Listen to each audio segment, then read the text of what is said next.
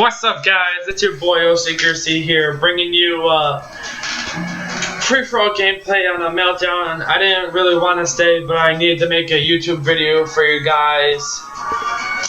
So yeah, I'm gonna give you a little story about what happened to me through my junior year of high school, because I'm going into my senior year soon. I start up in a few weeks. So yeah, let's jump right into it.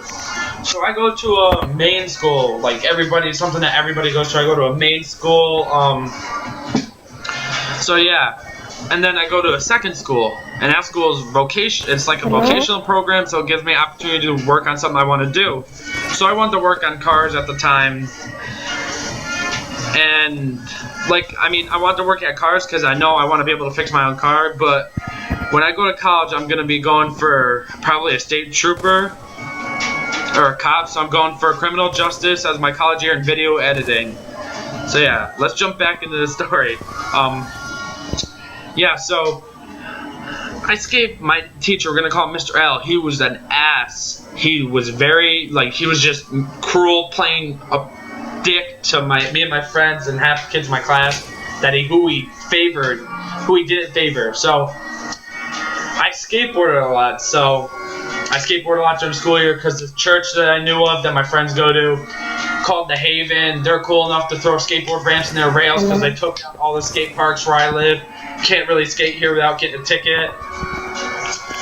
So I'm skating there one day, having fun skating with my friends, and I decided to go for this trick called a primo slide. And if you guys don't know what that is, I'm going to go into detail right now about it. Here we go. So this trick, as you're moving, your skateboard's going across the ground, whatever it does. And it's going. I push my feet on the edge, jump it up on the edge, and so now it's sliding on the edge, like the board's straight sideways. I'm sliding on the edge of the wood, and it happened in an instant. I fell back, landed on my wrist, broke a bone in my wrist. I broke my scaphoid bone between your thumb and your wrist. It's between your thumb and your wrist, called a scaphoid bone. And so with this break in my wrist had to do, I couldn't lift heavy things, couldn't go to my vocational school. So I was stuck not really doing much because they didn't give me anything to do. And this bone took 3 months to heal. I looked up on the internet.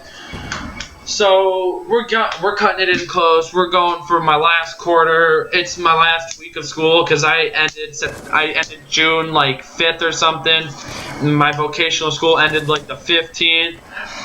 So I go up to my teacher, Mr. L, and I go, "Hey, Mr. L, do you think you can help me? Because since I have 1 week left, do you think you can help me catch up on the 3 months worth and at least give me some credit to catch up?" He says, and I quote, he says, "You have a week. That's enough time to work. That's enough time for you to work independently and catch up on 3 months of stuff." I'm sitting there how am I going to catch up? I tell him this. How do you expect me to catch up on 3 months of work if you will not help me? I don't know what I missed. I don't know what's going on. He goes, "Too bad. You should have thought about that." So I'm like, how do I have to think about that? And you can't help me. That's what you're supposed to. You're supposed to help the students. So he didn't help me.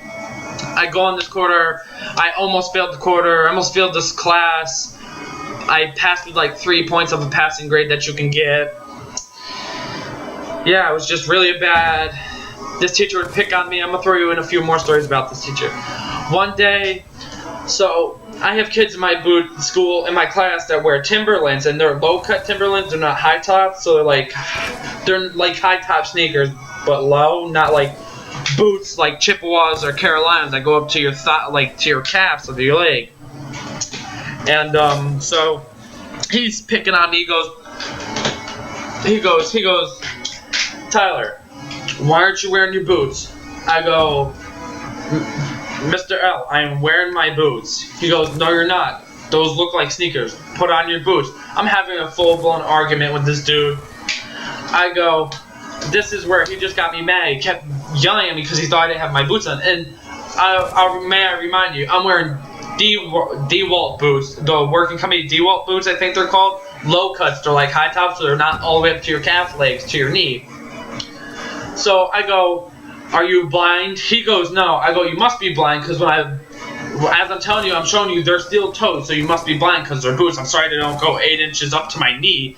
And I know for a fact when I bought the boots, they said DeWalt boots, steel-toed, because I spent almost I spent like $110 on these boots. So you're not gonna tell me that they're not boots. So after that, he's like, he didn't say anything. He just went back into his office because I just made him feel stupid right there.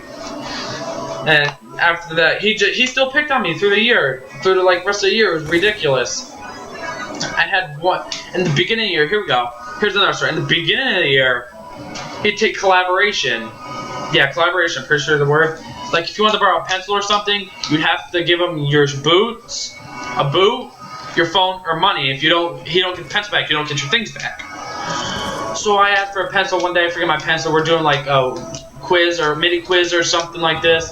I go, Mr. L, can I borrow a pencil? He goes, yeah. For one of your boots, your cell phone, or money if you have it. I go, you don't need that. That's not right. He goes, it's my classroom. I make the rules. So I had to give him a boot. I go home, tell my mom. She's furious because I ended up walking into the workshop to get a drink of water with no boots on, and a student saw it. And one of my friends saw me, so he told my mom. He had to tell the superintendent, blah blah blah, because my mom called the principal beforehand, and she said he can do what he wants. It's his classroom. So we called the superintendent. My mom's bugging out. He's trying to take stuff from kids just to borrow a pencil for a collaboration. So my mom's bugged out. I'm really upset. This is stupid how he treats the kids, blah blah blah.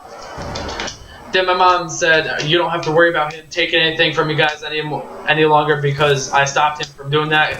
He shouldn't be allowed to do that at the schools. Because don't write down in the comments if I'm wrong, but I'm not. I shouldn't be wrong.